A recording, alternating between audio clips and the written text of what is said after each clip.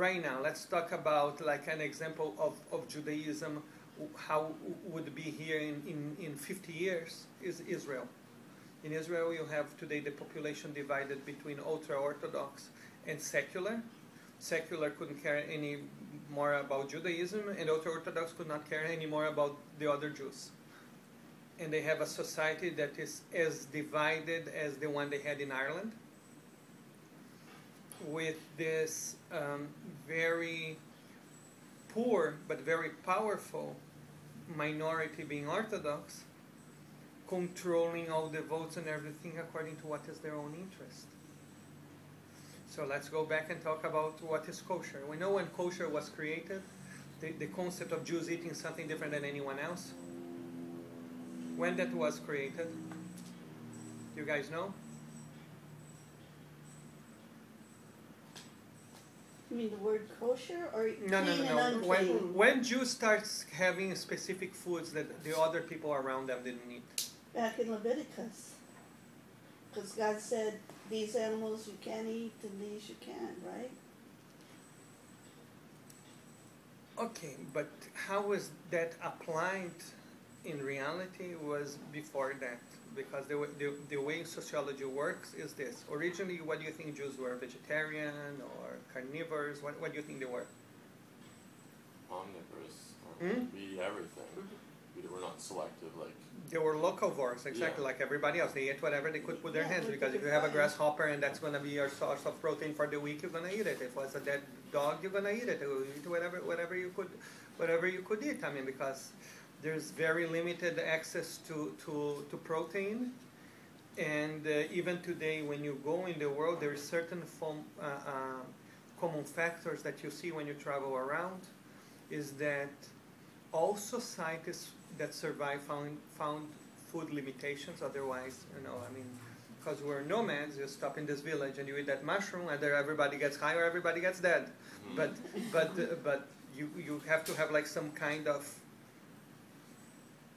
food pattern, because we're always moving from place to place, and you just eat the wrong bug at the wrong time of the year or the wrong kind of flour, and your entire village is gone, because cooking was always a communal experience. So there's no population that survived, mainly them moving as much as the Jews that didn't have food limitation. That happened to every single civilization. It's not made us special. That's why Muslims don't eat pork. Why? For the same reason Jews didn't eat pork, because their belly is too close to the earth, and they have trichinosomes coming, and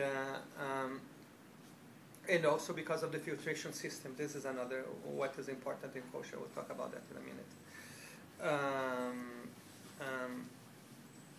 So what happened? In the beginning, we ate like everybody else. Yes, we had those kinds of limitations. Then a bunch of set of laws were made again in the time, right that period when the temple was falling, and we have the Sadducees and Pharisees fighting, and the infight led one side to not want to eat with each other. So there is a historian named Josephus. Josephus is actually the only historian from that time, the generation pre-Jesus, that is accepted as a scholar by every single religion. It's interesting enough. He was a Jew, actually, but he was a Hellenistic Jew. And which means at the time was a modern Jew, has nothing to do with Jesus. What he said was very interesting. He said, right now, Sadducees and Pharisees are making laws that would not allow they eat in each other's house. There will be a law that forbids Jews mixing milk and meat. So I mean, this law mixing milk and meat is just 2,000 years old. It's not that old. When you read the Talmud, there's a story about Rabbi Meir, and he's in his house having a soup with chicken, and then his students come, and he said, "Oh, it's chicken soup. How do you make it? You put milk, you put chicken." Let's say he described how it was made, and he was milking chicken and milk at the time.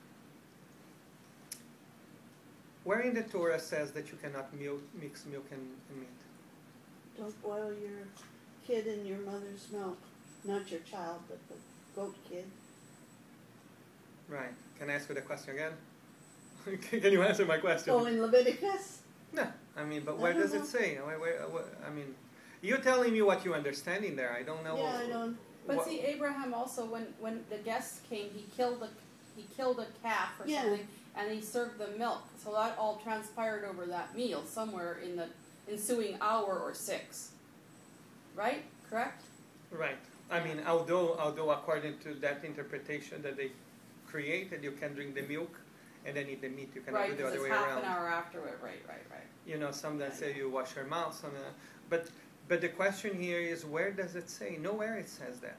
Nowhere it says Boy, that. That's the big bug of In the it. Torah, really doesn't say anywhere that you Right. should not mix or milk and meat. What happens there is that there was a boudin that was prepared for the ancient gods, that it was done with the freshest ingredients. You know, it's the freshest ingredient. You have a baby cow that's still milking, and you use the milk of the mother to cook the animal, and so you can offer to the gods. I mean, it will be the best, because you never, in ancient times, would kill an animal that will provide you more milk, because you have an animal that will give you protein for the rest of the year, and you do it for that one time. You will do it if it was a special occasion. Special occasion is either if you're sacrificing to a god, or if the god is coming to visit you.